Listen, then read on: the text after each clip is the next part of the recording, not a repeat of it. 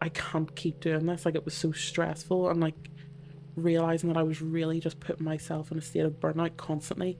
Not even once a month or once every few months. It was literally once a week. Like sitting at 5 a.m., editing or doing whatever I was doing to just keep going and thinking I need to keep doing this. Like, if I stop, then I ruin what I've built.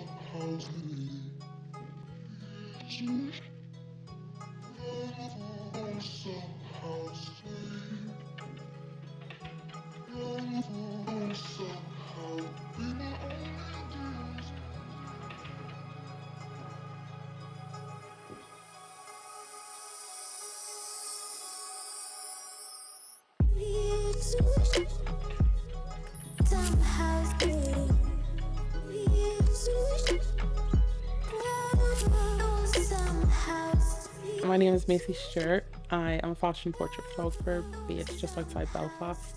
So let's jump back to the beginning of your story. Like, how did you get started, and were you always like a creative person? So I've always been creative. Like, even when I was really young, I was just more focused on like painting and drawing. You know, I had toys. Like, mum always made sure I had plenty of toys, but yeah, I was always just like, I remember there was like a book and you could draw on models. You know, like you could draw fashion stuff. Loved all that.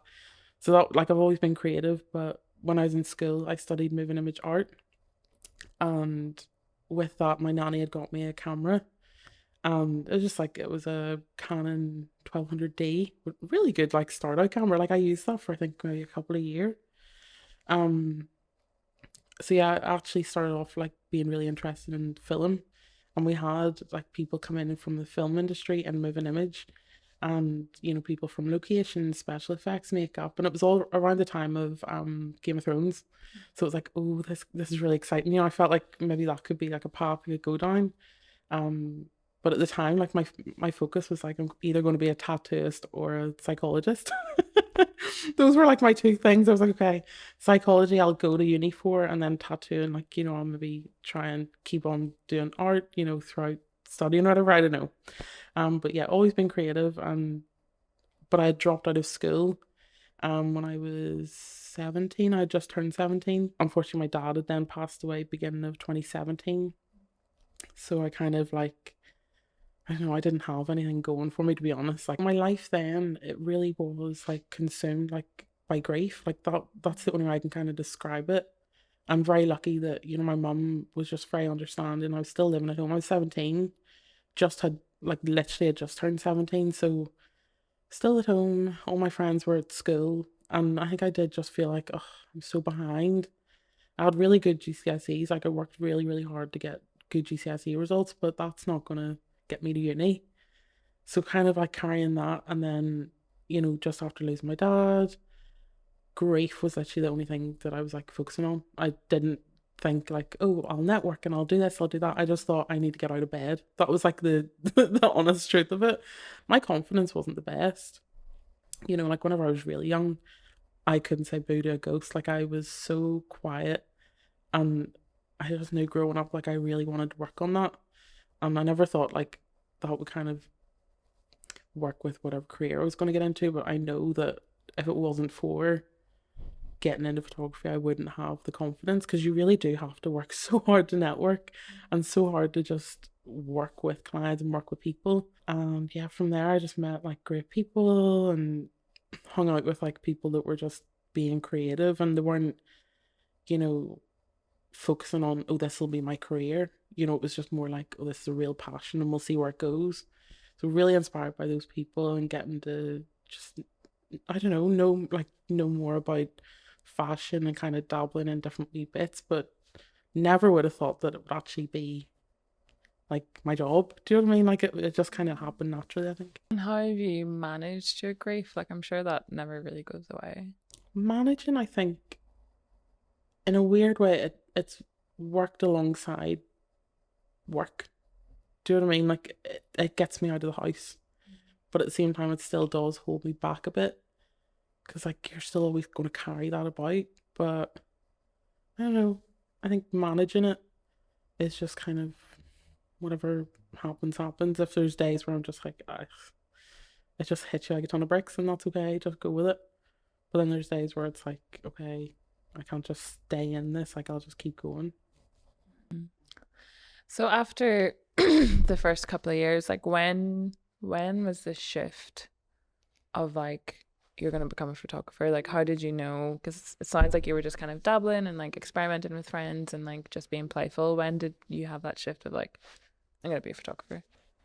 I think the shift was like, I was doing it for like a year and it was just a bit of fun meeting different people. And then a year in, I thought I was signing up to a newsletter with I think called Mastered London. So they're like a fashion course in London, but it's like worldwide. Everybody can do it. You know, obviously it's like a paid thing, but it's not restricted to wherever you are. So you do it online, and then you kind of meet people. Like it's like a hub in London, and people just come in. Um, and yeah, I thought I'd sign up to like a newsletter to hear more about it. But then someone emailed and said, "We saw your work. We really love it. Can we get in touch?" So I think it was that day or like the following day they had done a phone call and they were like, "Look, we really love your work. Would you consider coming on board with Mastered?" And obviously I was like, "Oh, I don't know," because like I was like 18, I think, at the time. And they said you would be our youngest person that we've had in, but you know, we see potential in your work. And it wasn't a course to learn about photography, it was actually a course to kind of learn about the industry and how you can create a career basically and build on it. And it was very intimidating, but yeah, I then did that for a year, a little bit less than a year. And I think then I was like, okay, this could be like a career. You know, at that point, I didn't have that many jobs. You know, like I was literally just getting little bits of random work. But yeah, I think it was then, which it's kind of funny, like looking back, like I was doing this thing. I was in London, it was called Mastered Live, and meeting these people that were in their careers. Like they had been doing it for probably, you know, 5, 6 plus years. Some of them had been in it a lot longer and they just wanted to know how they can, you know, hone in on their business and make it grow. And meeting people from like Bottega Veneta and you know, magazines that I just looked at and thought, oh, I'd love to be doing that. So I think that was when I was like, okay, yeah, like this is what I want to focus on. And like how did you navigate like pricing your work and client stuff? Like what was the first time how did you feel the first time you got booked for a job and like what tell us like how you felt? Oh my goodness. I think with pricing your work, it'll change year to year. Sometimes it'll change from job to job. Um, but I remember when I first got, you know, little bits of work, I was getting offered, you know, what to me now would be pittance, you know, like maybe 80, 100 quid. And you're putting in a lot of work. But at the same time, you're starting off. So you have to, you know, be humble. But at the time, I thought, oh my goodness, this is unreal. Like, this is quite a good chunk of money. Whereas now I'm like, oh God, that was like, you know, that wasn't a lot. But at the time, you really are so grateful that people, and even now, you're very grateful that people trust, okay, you'll get the job done.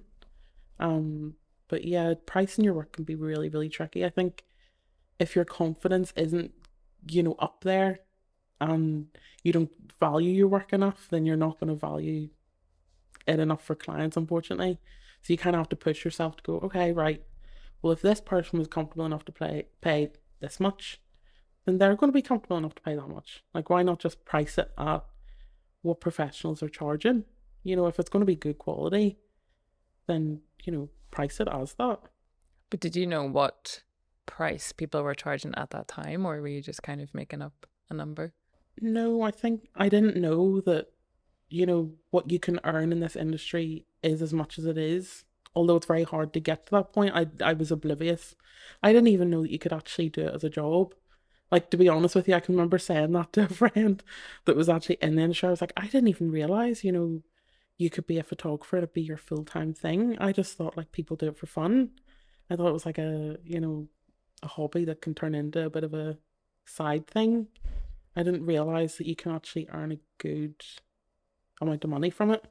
Um, so yeah, I think at the time I was just oblivious. I was probably quite ignorant to um how much you can do with the job, a career. But I think that's quite nice because It seems like you didn't put pressure on this for it to be what it is now. So there was an allowance of like play, experience, experimenting. I'm curious because you've taken the path of like dropping out of school at 17 and you didn't go to university, but you knew that you wanted to progress in photography, you did the master's class. Did you ever feel insecure about not going to uni or Yeah, I definitely felt insecure about not going to uni. I think it was when I had dropped out of school, I had realized I don't really have like a safety blanket. I don't have money behind me. I don't have all the resources that maybe some people do. Now, bear in mind, I have the most supportive family, like my mum, my nanny, and my granda. They will never let me go without. They'll never, they've always just done their best. And I'm so grateful for that. But I never wanted to like simply just depend on what others can do for me. Like I wanted to make something, it sounds so cringy, but make something of myself. Like I didn't want to just, sit and wallow in grief and think per me, Um, but certainly whenever I was like 17, 18, even 19, I was just like, why did I do that? I felt so stupid or something. Like now looking back, I'm very proud of me at that age and saying, no, I think I need to leave school because I would have just went down a really bad path of bad mental health, not looking after myself. But yeah, at the time I felt very behind for not going to uni and then seeing your friends go off to uni and yeah, it was disheartening at the time. I think now looking back, I'm very proud of myself for just doing what was right. I'm very grateful for like my family that just were supportive of that and trusted. I think a massive thing of it was trust and love. that's Mm. amazing? And that's like so many people don't have that supportive background. Like you can go to uni and get all the degrees and all that kind of shit, but if you don't have people who are like, yeah, here, play, experiment, do whatever it is that you love, that actually seems very rare in family dynamics. I think it's really cool that you have taken that path, because it's a real like self-made story. It's like for you to be so young to make that decision for yourself. 17, like that's so young. It's so young just to be like, no, this is, what I'm feeling, this is what I'm struggling with, but this is, you persevered. So after the master's class, did you make contacts in London? Where were you at in your career then? Yeah, so around that time was when I was like, right, okay, I want to work with stylists, I want to work with makeup artists, I want to work with models. And then straight from there, I was like, okay, I'll build, you know, contacts. And I think even at that time, I was still like, oh, this is a bit of fun, this is a bit of crack. But I still trusted that, like, it gives me something to do and it's given me something to kind of grow in. And maybe it could be something, maybe it might not. But, like, I've always just been taught if it's for you, it will go past you. Just try these things out. If you're not happy in it, don't do it. Trust yourself and trust that if you're not happy doing it now, you won't be in 10 years and it'll keep going. You're going to be wasting time. But yeah, after mastered, I then just built contacts, literally emailing agencies, did so many test shoots. They're not paid, that's just the way it works. No one gets paid in a test shoot. Everybody's styling on their own accord, they're doing makeup, the model, the photographer, everybody involved is doing it for a reason of either building experience or getting published. So for me at the beginning, it was just more experience. Still working with my wee camera that I have. And I can remember doing a shoot, and at the time, like Vogue Italia was like a really cool thing to kind of, photo Vogue, it was called. They still do it, but like I don't know if people still do it now. Um, and yeah, with my wee camera, and I had like a black and white photo. I still really love that photo. Like I think it's just I look back and I'm proud of like, oh, like I was just doing, what was making me happy at the time. And we had lit it with like a wee IKEA desk lamp and then like reflector underneath. So it wasn't a glamorous setup. And even now, like there's no glamorous setups. It's all do what you can do with what you've got. Um and yeah, it got in with Photo Vogue. I just remember like being so giddy about that and just being so excited. Um I think that's still the case now, looking back, it's still the same giddiness that I would get with the silliest things. But yeah, I think that's important when you're creative is like, okay, do I still get that excitement? Because it's work. You don't want to be miserable all the time. If you can create your own like happiness and giddiness about projects, then that's a bonus. Definitely. And then whenever you got into Vogue Italia, did you find did that help like raise your profile? Did you get more work, or like how were you? Because were your clients based in Belfast, or did you start, making any networks between London and Dublin? I don't even think the main focus was clients. It was just getting experience. At that point, it wasn't like I was getting regular work. It was very few and far between. um, but yeah, like when you get published, I think it like builds credibility. It builds like a profile of, okay, that's what I'm capable of, and people are recognizing it, and also building confidence in yourself. It's the main thing. Um, might sound a bit cliche, but like it really does have to start with you. It's not from other people commenting on photos like, oh, this is unreal, congratulations, blah, blah, blah. That didn't affect me. It was more like, okay, I need to like work on my photos are worthy of being seen and they're worthy of being published. So from there, it was like, okay, more experience could lead to more clients. That's like the simple thing of it, really. But I love your DIY approach.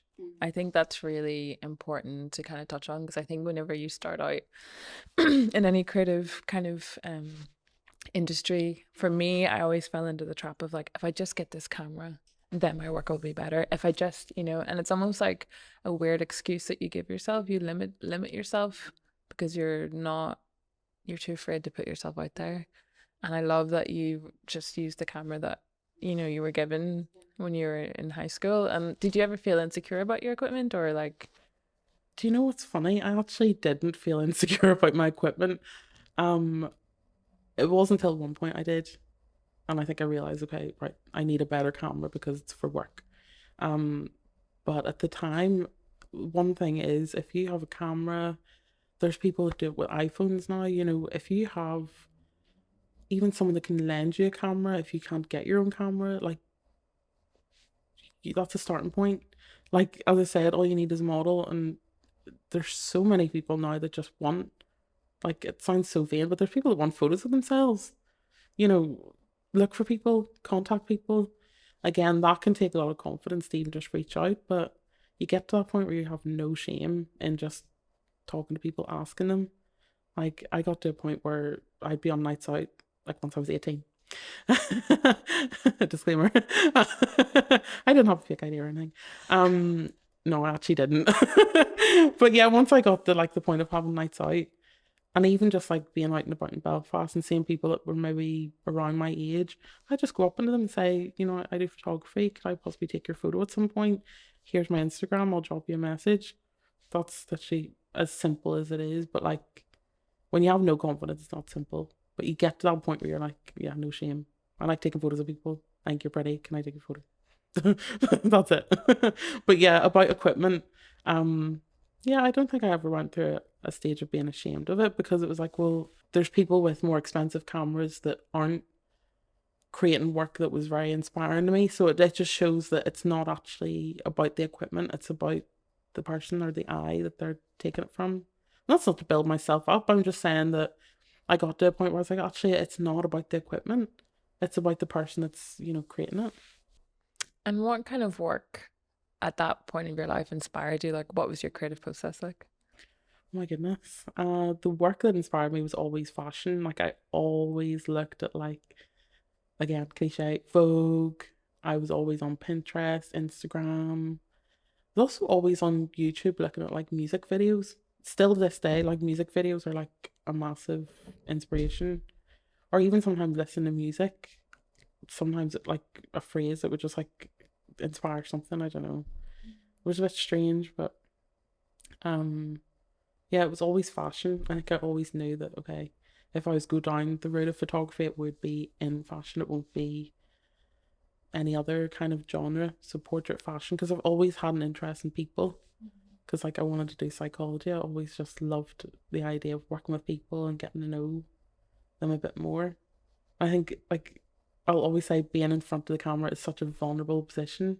I say sitting looking into the camera. um, and like that way you get to know people. Like, yeah, I don't know. It definitely is an experience that I didn't think I'd ever get to have. Even if you are confident in front of the camera, there's a vulnerability of like, because the way that you see yourself is different versus how someone sees you.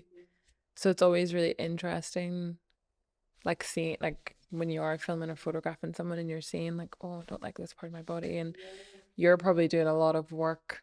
I'd say probably a lot of your work is like actually making people feel comfortable, and like it's almost like this you're just like gassing them up like you're beautiful and oh my god that's gorgeous, and and it's interesting that you say that you have an interest of people because you wanted to do psychology, and it feels like that lends itself because you seem to be like an observer of people, like you pay attention more than you let on. Yeah, yeah, yeah. No, that's definitely true. Yeah. And like the way that you're able to kind of capture people is very interesting. What's your favorite part about photography? Ooh, my favorite part about photography. Do you know what's funny? My least favorite would be the technical side. I think, I've said this in an interview before. I'm not very good with the technicalities of a camera. Like I couldn't tell you, you know, just by looking at something, oh, this is like what the setup will be. I can work with it, like I can very easily work around it, but that's always been my least favorite thing. Whereas there's people that love the technical, but maybe just can't direct certain things. Like it is all very different. But my most favorite has to be just working with people, and I think it is the gassing people up and like seeing. It's like it's like a switch in someone when you're actually, you're complimenting them on things and they're like, that's my least favorite thing. And you're like, well, that's my favorite thing about you. And you have that wee moment of like, right, let's just put the camera down. Like, let's just talk. And like going over the concept and saying why I got you here is because I think you're stunning and I want you to be part of this project. And, their personality just like kind of reveals itself over time. And you can see it in photos. See when you're going through the selects and you see their confidence just kind of grow and grow. I think that's like my favorite thing. Because it is so special that you can give someone that little hint of something that they walked in the room without, and they can walk out and they'll be like, hey, yeah, okay. And they have more experience and you have more experience. So that's my favorite thing. But I think my favorite thing as well is like coming up with a concept and telling people and they're just like, what? Like I love it. I love it when people are just like, right, okay. And they just have to trust that you've like came up with a concept that will read well and it'll come across well. Um, because like I think I loved English when I was at school, but I could not put a concept down on paper with words. Like I know if you have a concept and you want to work on it, I'll be able to get that in an image. Like I'll be able to do that, but I won't be able to write about it. And I think some people are great at talking about their work, but I just love people to look at my work and go, okay, I understand it, and they see themselves in it. That's amazing. So shifting gears to kind of like when you started working in the industry and booking clients and stuff, like what was that process like? How did you know what to price and how were you feeling at that? Like was your confidence building at that time? Yeah, my confidence definitely grew over time. I think even now it's still not at what it should be. Um, but I'm definitely a lot more confident dealing with people, dealing with invoices, dealing with what I should price my work at. Um, I think it was definitely a process of, okay, I need to ask people realistically what are they charging and what do they think I should charge. Um, and it's always going to it's always going to vary. It's never going to be a definitive thing because it really does just depend on one, the client's budget. Unfortunately, sometimes that's going to be a bit lower, so you have to bargain. Or, sometimes there's been jobs where I'm putting money into it. Maybe not jobs, but like projects. So then you have to think, right, well, if I'm going to be doing that, I have to weigh it up. Is it really worth me putting money into me investing and I'm not getting anything in return? So then it's also thinking about that. You're thinking about the materials. You know, if you're getting clients, you have to get a better camera. You do have to at some point if it's going to be your career. You're working a job and then you're paying for a camera and then you're without money for a wee bit, but it's all right. um, but yeah, I think it's being realistic. You know, when you're in Belfast, you're maybe not going to get London prices. So don't look at what London photographers are getting. Look at what people here are getting. Maybe bargain with it a wee bit because companies can do that, brands can do that, whatever. Um, but it's being realistic and being, I guess, trusting that you know your work is worth that and you're putting a lot of hours in. I think people just think, oh, you just turn up the camera, take photos, and that's it.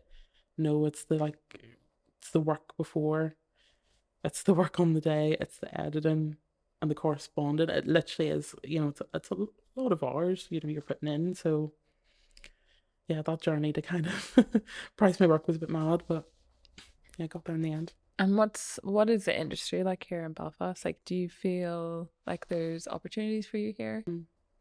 Yeah, I think there is definitely opportunities here. I think obviously in bigger cities there's going to be a lot more. So here, if you're wanting work, you really have to work hard on building contacts and, you know, I don't know, maybe staying relevant on Instagram, you know, posting stuff. You know, social media has definitely helped a lot with booking clients. Whenever you've been building your business, like, have you been financially stable? Have you had a part-time job? Because I think this is something I'm very passionate about talking about. Like, we've discussed about it, and like whenever I was in uni and when I graduated and when I was starting this, like I always had 2 or 3 jobs on the go of like just doing different things. And I think social media has this power to like make it seem like everything's just come together and there's no struggle, and you know, you just magically are able to live. And but there's a sense of like, where's the realness on how hard it is to get somewhere and how to be financially stable? What has your journey been like? I think it's definitely something that I'd want to be more honest with. Like online it is so easy to make it look like you're booked or busy, but I think as much as you can be at some points, you're not. Like you're going to go through dry spells of work, you know. And for me, it always depends on the season. It's weird. Like obviously, the obvious one coming up to Christmas, flat out. Like that's going to be your busiest time. Once you're like getting clients, you actually will realize that okay, that's not a time that you can just slack. You really just have to work, work, work. And then after that, there might be a little bit of a slump. January can be sometimes quite busy, but that's just over the years that I've noticed, okay, there is a bit of a pattern and you adjust to that and you realize, okay, well, if I'm busy this month and I'm getting all the invoices coming in and it feels great, no, that has to then do you for the next month because then the next month you're probably just doing editing, you're doing all the boring bits. I don't mind it, but would rather not be sitting at home editing all the time. Um, but yeah, over the years, I've definitely noticed that there's a pattern. Um, And would you say that you're in a financially stable position with your I'd business? say I have to say like I'm not very good with money, so like that's something that I'm trying to work on this year. But I think that's just the reality of being freelance, and like I still live at home, so I'm lucky in that sense that that's the only bill that I really have. I don't drive a car. Um, I have a top up phone. Like there's just different things that I don't have to worry about. I guess that is a luxury of just being able to stay at home. Um, so that's the only thing that I'm really having to pay out. But at the same time, as I said, when those invoices are coming in, you, I would say that what I'm getting, I should be financially stable, but I just don't know how to pace that in a way that okay, that'll do me for 2 months, that'll do me for 3 months, whatever, and work it out that way. But yeah, I think I'm at a point where it's definitely a lot better. It is very hard to manage money. It's so hard to manage money. So And the hard. relationship to money as Yeah. well. Yeah. It's definitely something I've struggled with Mm-hmm. probably since I ever started working freelance. Yeah. especially when you don't come from resources. Yes. That's challenging because Yeah. you don't have that mindset. Yeah. You know, like I Yeah. never got told about how to manage my, like my No. mum is like, it's only money. Yeah. It'll come back around. It'll come back around. I'm like, oh, I'm not done with this money yet. So we'll finish that up. And then I'll wait for the next invoice. It's like managing money is so hard. Like, I'm sure there's so many people as freelancers can relate to that. In the when you have money coming in. For me, for a while, like I want to say for maybe over a year, I was so used to, okay, if I'm getting this money, then I can pay for film, I can pay for this, I can pay for that, I can pay for a new project. Like there was a project that I put about 400, £500 into, even though I got funding. And it's that kind of mindset of, okay, this has to go back in, this has to be an investment. And then you realize, no, I actually have to live. So then I went through a stage of, oh, I have to live. And I was like, I'm living. I am going to pay for anything that I can to have fun, which I'm glad I went through that. I'm kind of coming out of that now and realizing, like, okay, I've had those stages of investment and fun. Now I just need to, put that into myself, into my future, and get serious about it. As a freelancer, that can be a bit scary because you're like, well, nothing's definite. Nothing is definite. You're not going to definitely get a job next month. You're not going to definitely get a job during summer, so it's weighing all that up. It's not a stable lifestyle. It's not stable. It's really not. Because it's not consistent work. No. Like everything is banked on the previous project that you've done, Yeah. and it gets you to this place. And there's something beautiful about this lifestyle that it's like, it's the technical aspect, it's the work that you've done, but there's also this intuition of like putting everything into these projects and like what's inside. But it's like, it's so hard to describe what that looks like to someone who's outside of the creators industry. And like you're constantly just trying to like not have a mental breakdown. That's it. I think for anyone outside of the creative industry, I kind of describe it as, well, your investment was your years in uni and your money in uni.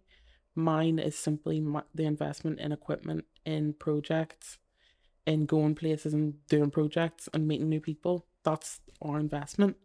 So it comes like self-made, that once you get that check, okay, it's going into that. And once you get this invoice paid, it's going into the next thing. There's always something.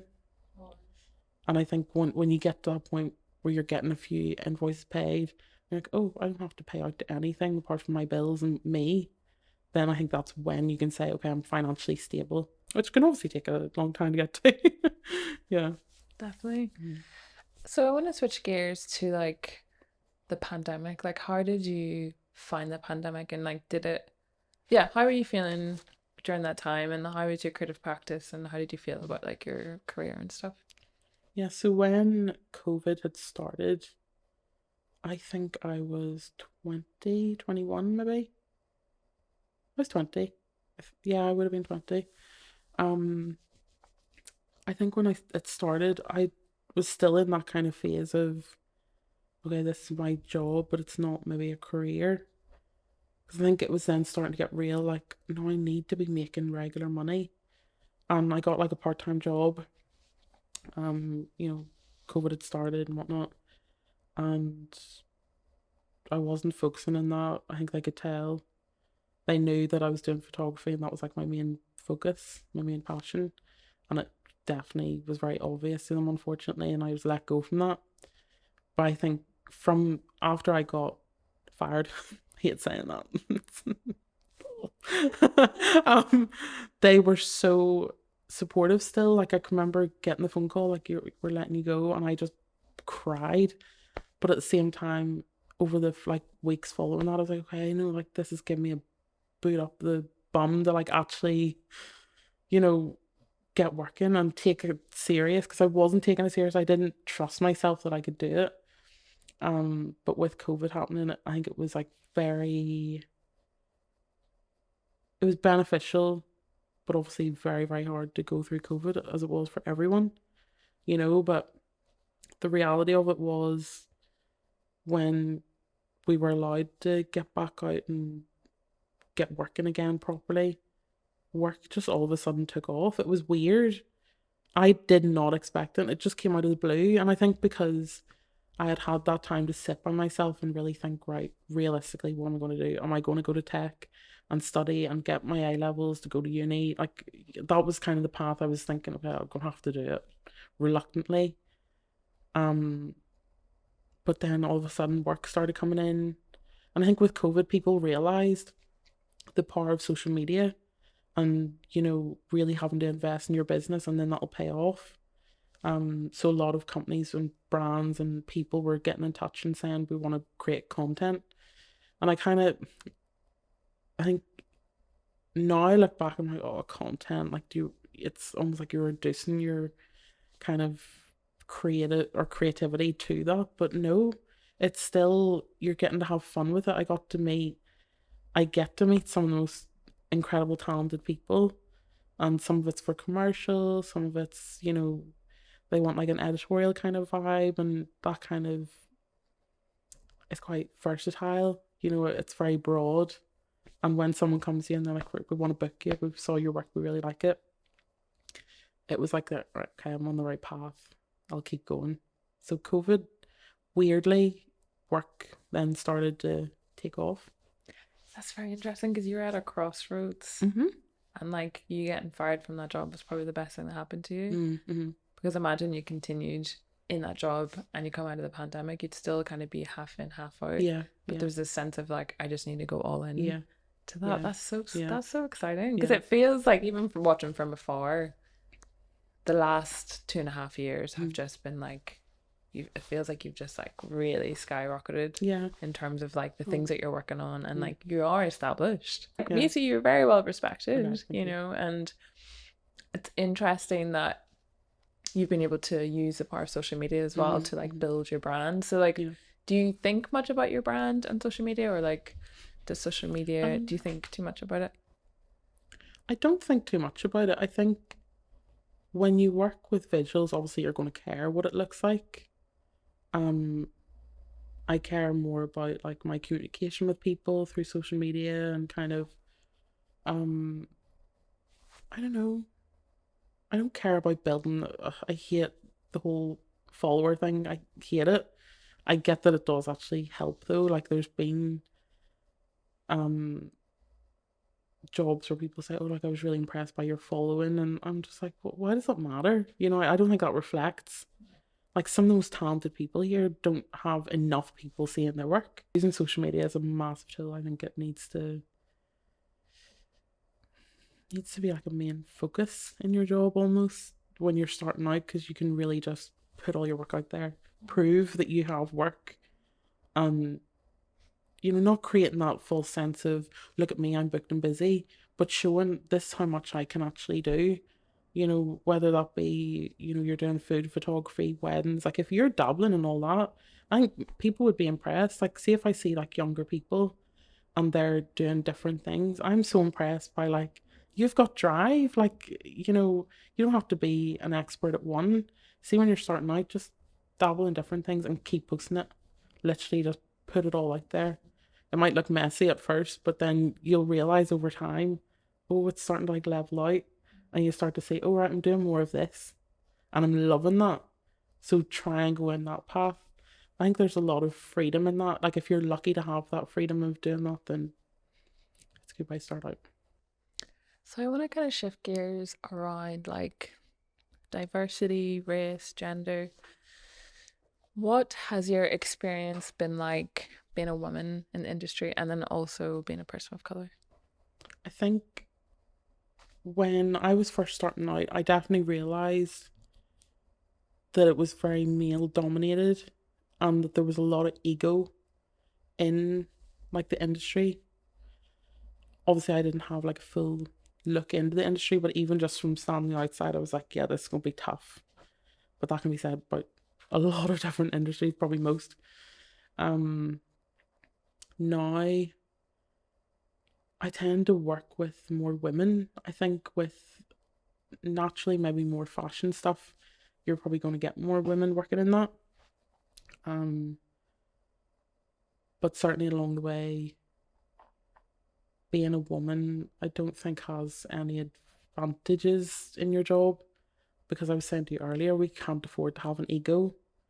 Not even that that's an option, because, started off with literally no confidence. Still now, still like working on it. But I definitely realized, like, God, you can actually go a bit further if you're a man, a white man with confidence, with an ego, um, maybe with not even much talent, to be honest with you. Like, they can go further. And that's just the honest, like, that's the reality of it. You have to accept it. But then there's accepting it and then going beyond that and just saying, no, fuck that. Like, I have to keep going. Like, I'm not accepting that this person can treat me this way when they don't know that I can handle it. I can do my own, you don't need to tell me what to do. You don't need to tell me how to do my job. It's all good. I'm here for a reason, so are you. So it's all about respect. No matter if I was a black woman, a white woman, whatever, still being a woman, there's not enough respect for us on certain sets. So yeah, it's trying to navigate that. And how do you handle that? Like, because I know you've told me a few situations where you've been booked as the main photographer and you've had a male assist you, but the people that have worked with you are treating you as if you're the assistant. Like, how do you deal with that on set? Yeah, so I've assisted a lot of photographers. Majority of them have been male, and you're not acknowledged at all. And that just made me realize, no, if I get to that point where I have an assistant, they'll be working with me. They're not working for me. They're not below me. I hate that there's like almost like a hierarchy to, oh, yes, you're always going to have that person that you're, answerable to. And if you're struggling with something, you go to them. I get that. But in terms of ego, it's not a case of this person's up here, this person below here, treat them like shit. They treat you like God, you know. But yeah, I've worked on things before, and I've turned up as the photographer, and I'm not treated with the respect of, I'm here doing this job, the same job that they're doing, but they'll go straight to the guy, and it's like, what? You're just blanking me. Or, I've been on sets where I've not been acknowledged at all. And I'm just trying, like, not that I'm there to be like, oh, look at me, look at me. I'm there to just, like, hello. Basics. The basic. The bare minimum. The bare minimum of just, we acknowledge each other, we're working together. And again, we're both here for the same reason. We just want to get the result of, we're working for this client, let's get the work done. So yeah, it can be a bit tricky to kind of navigate that, but I think dealing with that is very hard, because I just know that I just bite my tongue and walk away from it. I'm just like, okay, I just know that I will never treat someone like that. And if anyone has ever felt like that, definitely say something. I think if it repeatedly happens with the same people, you're definitely right to kind of check people up on it. Because I remember you were saying, like, you feel like also being like a person of color, like you do have to work twice as hard. Do you feel that? Yeah. And is there many black women in your field in Northern Ireland? I think, yeah, being a woman of color, and like, again, going back to when I first started out, I didn't think that would affect me. Maybe that was a bit of ignorance. I kind of thought, oh no, surely, like, that's just, maybe at like a certain level you get to. I don't know. Maybe it was ignorance. I just thought, okay. But I think that's quite nice, because you're not, it's not consuming your thoughts. Yeah. You're not putting yourself into that kind of, not that, I don't know how to appropriately say this. Like, I think if you grow up thinking that those things are going to happen to you, kind of go into a victim state. Yeah, that's you true, know, yeah. and it seems like you just were really like concentrated on pure creativity. Yeah. And like, yeah, black so what? Yeah, I think to me it was just always something that, we can really bring to the table, is actually creating projects that come from here. They're not just coming from here and for the sake of BLM. I'm going to throw together a project because it's trendy now. It was actually a thing of, no, I relate to this because we are left behind and we're not respected enough. And when you can create a team and a project that is reflective of that, but also showing we can do this together. If you're not going to respect us, we can build it, and it's going to happen.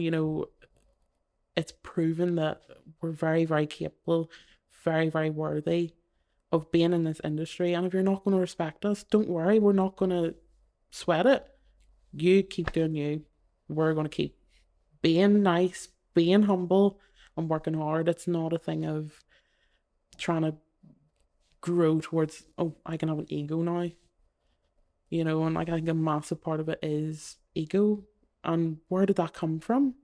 When you actually, I've realized like over the past, like probably a few months, not even a year, just realizing that people, I think, in life have been handed an ego and they just roll with it. Whereas I feel like I can't afford to do that. You can't afford to do that. So with that, and I'm glad, I don't want to be known as someone with an ego. I want to be known as someone with confidence that, okay, I'm good enough, but certainly not someone with an ego and then be known for that, because that can cost you so much work, cost you your reputation. And sometimes people with those egos will still get the work. Whereas if we did, we won't. So then we have to work twice as hard to prove that, okay, we're worthy of getting this job, or we're worthy of being seen as established, which is daft. Really, really daft. And it's tiring. It's tiring, very tiring. Yeah.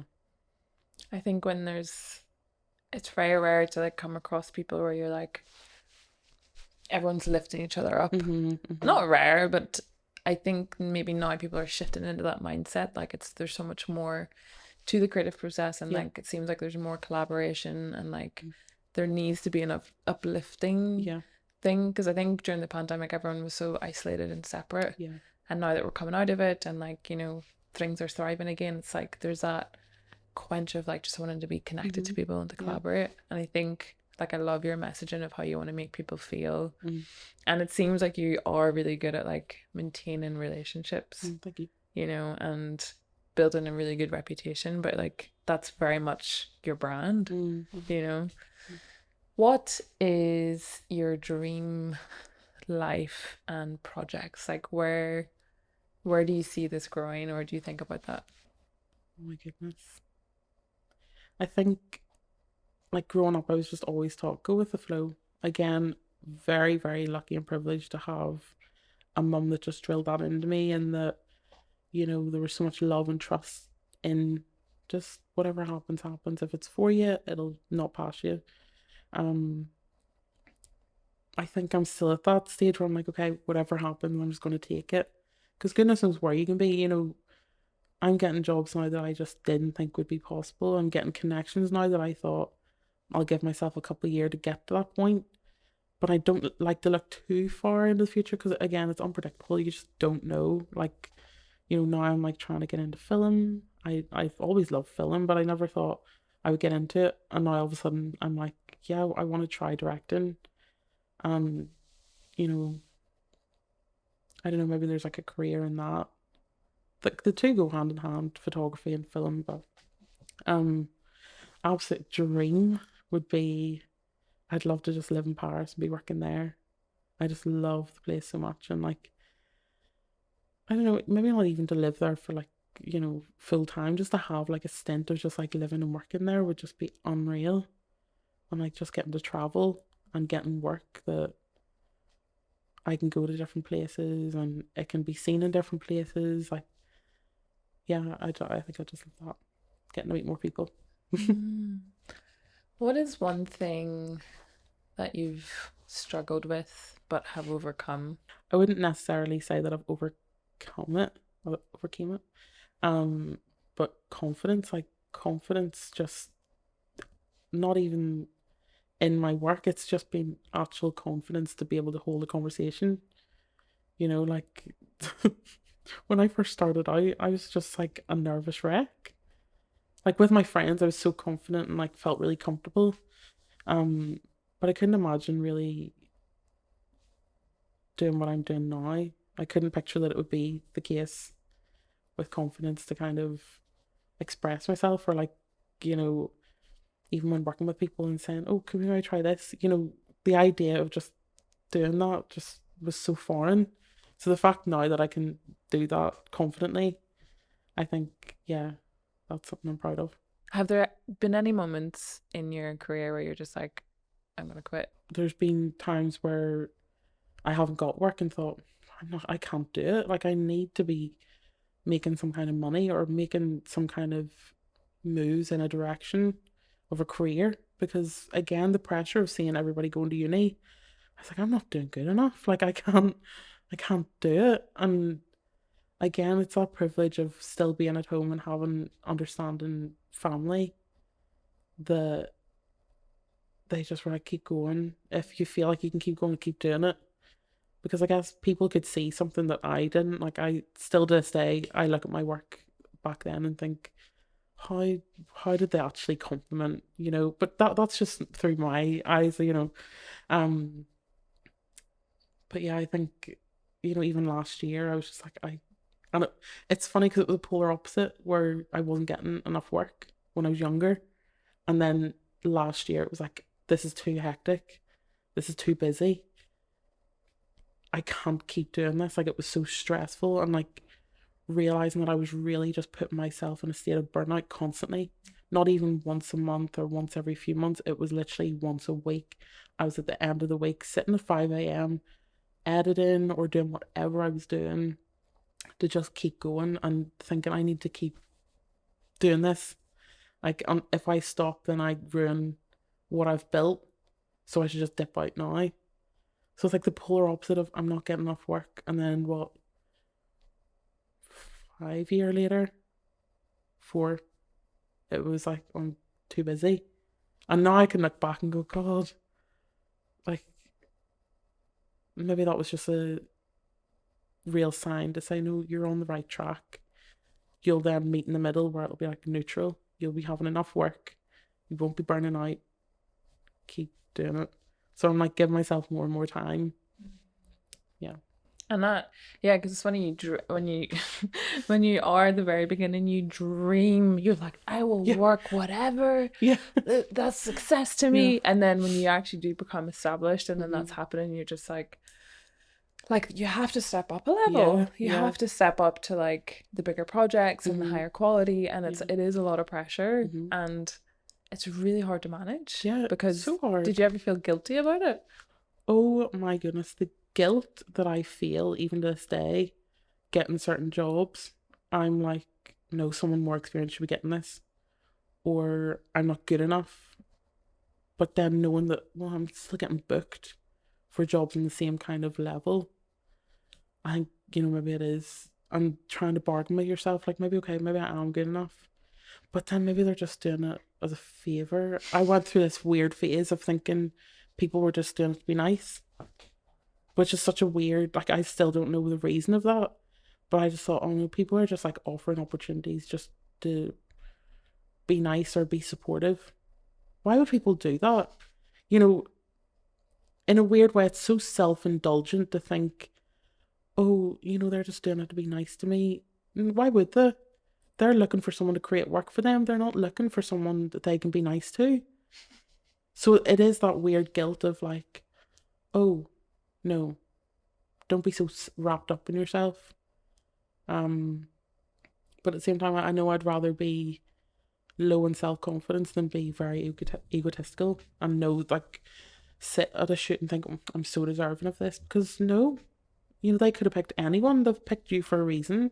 They're happy with your work, and hopefully they're like a returning client. So, you know, I don't know. I think there's just a lot to kind of bargain with and work around. And what are you learning about yourself at the moment? Oh, um, I think at the moment, like, I'm just learning that I'm maybe a lot more capable of more than I give myself credit for. And maybe more than what other people can give me credit for. You know, I'm not, you know, that low in confidence that I can't pull together something, because I know that if I'm asked to create a concept for something or work with a team of people, maybe some of them, sometimes it can be models that aren't experienced. I know that I will be able to pull them out of that and give them a bit of confidence to keep going. I did that recently for a shoot with four incredible women, and one of them was ready to, say that they weren't going to do it. They'd never modeled before, and giving them that confidence, I think that's such a sounds so cringy and cliche, but like I think that's a superpower to like be able to give that to someone. And it can be draining sometimes to give that to other people and keep them going.